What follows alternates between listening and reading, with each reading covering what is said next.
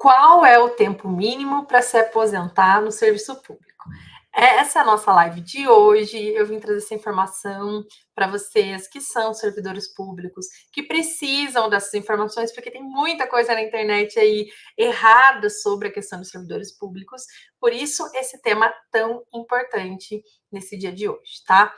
Mas, antes, eu já vou me desculpando, porque vocês sabem, né, que quando nós falamos de regime próprio de previdência, você que me segue aqui no nosso canal, né, no Rádio Centeno, que tá acompanhando minhas lives, ó, tô com a mão aqui, ó, marcada da Clara, que ela fez um coração aqui.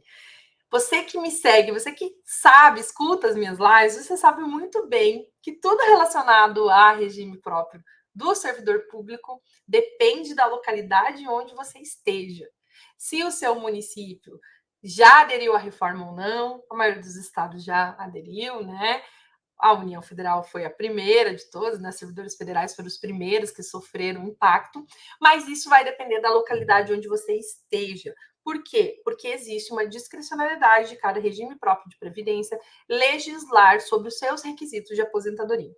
Então, depende, tá? Depende de onde você esteja. Mas eu vou trazer aqui para vocês uma forma um pouquinho mais generalizada para que vocês consigam compreender a diferença de uma questão à outra, para que a gente responda a pergunta de forma mais concreta possível, sendo que é quase que impossível, porque eu já comecei falando para vocês que depende, tá? Mas vamos lá. Qual o tempo mínimo para você se aposentar? Primeiro, você precisa lembrar que existem requisitos distintos, ok? Tempo de contribuição é uma coisa e tempo de efetivo exercício no serviço público é outra coisa. São requisitos diferentes, ok? Então, você precisa entender esse ponto, porque esse ponto é muito importante. Sem essa distinção, você vai acabar confundindo os seus requisitos de aposentadoria. Então, lembre-se, se você é servidor público, além dos requisitos de tempo de contribuição e de idade, você também tem que ter o requisito de efetivo tempo no serviço público. São coisas diferentes.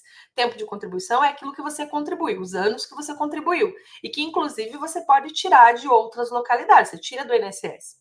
Tempo de efetivo serviço público é quanto tempo você, de fato, trabalhou para o serviço público. Tá? Você pode trazer de outros lugares. Eu comecei trabalhando no município X e hoje eu estou no outro município. Eu posso trazer esse tempo? Sim, você pode, na mesma lógica lá da contribuição, mas são requisitos diferentes, tá? Se você analisar, por exemplo, o servidor público federal, que é mais fácil para a gente entender, né? O que aconteceu após a reforma? Após a reforma, aumentou bastante a idade, então hoje homens se aposentam depois de muito mais tempo do que tinha antes, né? Em regra, aqui eu estou falando regra, tá, gente? Lembre que existem pedágio, regra de transição, né? Pontos, cada localidade vai ter seus requisitos, tá? Eu estou falando aqui de uma forma geral. 65 anos, a mulher 62 anos, e aí vai ter que ter o tempo de contribuição, tá? O tempo de contribuição que eu expliquei para vocês. O tempo de serviço público, que agora é de 10 anos, mas se você for olhar lá nas regras de transição, a maioria é de 20 anos, tá? E ainda tem que estar 5 anos no último cargo, para você ter aqui a tua análise, o teu requisito observado. Então, tem que estar 5 anos no último cargo. Se você não tiver, aí você vai se aposentar com as lógicas lá do cargo anterior. E aqui, para quem tem integralidade e paridade, faz muita, muita diferença. Nossa, com a garganta seca, deixa eu tomar meu. Faz muita diferença, tá? Então, prestem atenção. Tempo de contribuição é uma coisa, tempo de efetivo serviço público é outra coisa, e nós precisamos compreender isso, tá? E afinal, Regiane, você já me falou aqui dos requisitos, quanto que é o tempo mínimo? Já te falei que depende, mas nós podemos colocar aqui uma lógica, tá? Repito para vocês, uma lógica, tá? Que seria de pelo menos 20 anos. E por que você poderia colocar isso? Por quê? Porque quando você pensa agora, após a reforma, sobre a regra aritmética do cálculo de aposentadoria, você vai ter 60% do benefício, né, dos valores estabelecidos, e 2% a mais depois de 20 anos, ou seja, que é o tempo mínimo. Então, você pode considerar essa pergunta, né, de várias formas como responder. 20 anos.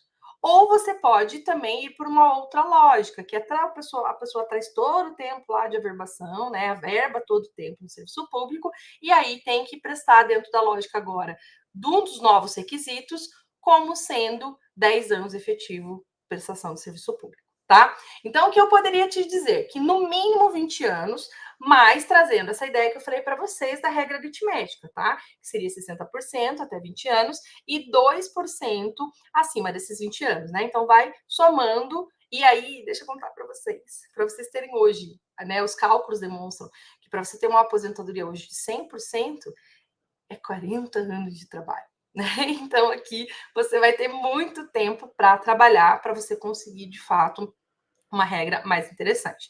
O que eu te sugiro? Eu te sugiro que você faça seus planejamentos previdenciários, né? Que você faça o diagnóstico, que você procure saber qual é o melhor direito para você. Que eu vou te contar uma coisa. Tudo bem que agora o STF teve uma nova decisão em relação à mulher e tudo mais, que não pode ter requisitos diferentes, ainda bem. Mas deixa eu te contar uma coisa. Em alguns casos, vale mais a pena você se aposentar pelo INSS do que pelo RPPS. E eu vou dizer para vocês o seguinte: se você me perguntasse isso antes de 2019, eu jamais, eu ia dizer, você é louco. Nunca isso. Mas existem casos que demonstram, após o cálculo, que sim, é mais viável. Principalmente sobre esse requisito de tempo de prestação de serviço público. Então, se você é um servidor público que começou a trabalhar no serviço público mais tarde, a gente tem que fazer essa análise, tá? O que vale a pena? Ou você vai até a compulsória. E mesmo assim, precisa ver qual é a regra aritmética. Então, o cálculo, o planejamento é a saída para os servidores públicos, tá? Não existe outra situação. E aquilo que eu sempre falo para vocês também nas nossas lives, não dá para confiar no cálculo feito pelo regime próprio de previdência, porque nós já visualizamos muitos erros nesses cálculos. Então, é preciso você verificar. Ah, já estou perto de aposentar e já apresentaram a simulação. Apresente esse cálculo para que seja analisado para ver se está tudo certo, para depois você aposentar, tá? Então, qual que é o tempo? Expliquei para vocês toda essa lógica, tá? Mas lembrem-se, é preciso entender aqui dentro de uma regra padrão que a gente pode pensar nesses 20 anos. Mas, por favor, estrelinha, atenção. Vai depender da localidade onde você estiver, a regra de transição que você vai pegar, qual tipo de aposentadoria, que nós temos várias aposentadorias, temos a voluntária, a especial, a compulsória, a do professor e da professora. Então, vai depender tudo do tipo de aposentadoria, da localidade e de tudo aquilo que eu já mencionei para vocês, não quero ficar citando de novo. Tá? Então, qual é o tempo mínimo? Podemos colocar aqui uma lógica mais ou menos 20 anos, mas sempre lembrando desses adendos que eu trouxe para vocês, tá? Vou contar para vocês um caso que aconteceu uma vez, e aqui sempre alertando sobre o averbamento, tá? Nas últimas 2 lives eu já falei, mas não tem problema falar de novo. O averbamento ele só pode acontecer depois que você calcular, tá? Por quê? Porque as pessoas criaram uma máxima nas suas cabeças que vale a pena trazer todo o tempo e quanto mais tempo, mais benéfico vai ser o benefício. Não significa isso. Especialmente se você tem integralidade e paridade, você tem que fazer análise do que vale a pena. Deixa o que tem que deixar lá, dá até para você fazer uma soma diferenciada das contribuições maiores e deixar no INSS. Agora, se você não tem integralidade, paridade, você precisa trazer para o RPPS aquelas contribuições maiores, entenderam isso? São coisas diferentes que você precisa analisar e calcular, tá? E lembra que aquela lógica de descarte não acontece mais, então é preciso fazer o cálculo. E também não é em todo local também, tá? Eu vou trazer um exemplo para vocês. Existe um município que eu tenho uma forte atuação mesmo, tenho muitos processos, que esse município ainda não teve reforma, tá? E a informação que nós temos da prévia desse município é que não haverá reforma. Acreditem se quiser, não haverá reforma. Por que não vai ter reforma segundo a justificativa da prévia? É que a prévia está sustentável. Então, a forma com que os requisitos se encontram hoje não precisa de reforma. Conseguiram compreender? Então, às vezes, a pessoa fica desesperada ali, achando que vai ter reforma. Enfim, calma, você precisa analisar caso a caso. Esse município em específico não terá reforma, tá? É assustador, eu sei que deve ter um monte de gente escutando, meu Deus, mas isso é possível? Sim, porque se comprova que esse município não precisa, que tem dinheiro sobrando. É uma raridade, é uma raridade.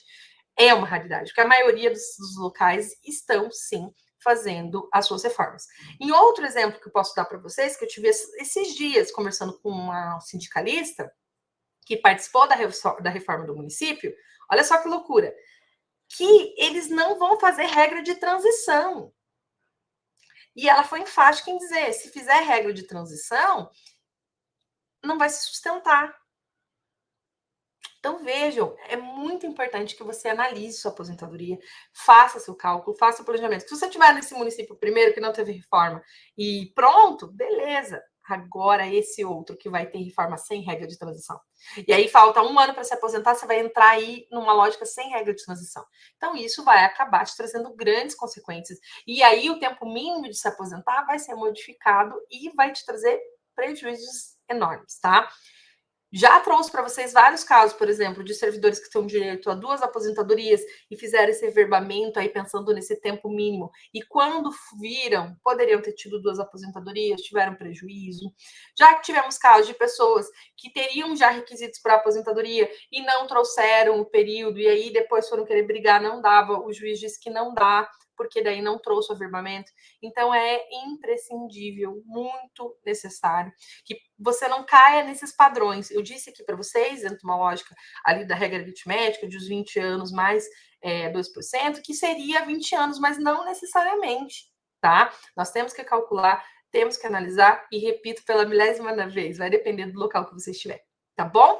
Então, é isso que me cabia hoje, uma live bem rapidinha, para contar para vocês qual é esse tempo mínimo, esses mitos que existem em relação ao serviço público. Eu já escutei aí na internet tanta coisa, né? Mas eu tinha que trazer para vocês essa informação que é de suma importância, tá bom? Hoje eu não vou responder comentários, que eu tenho uma palestra, tá?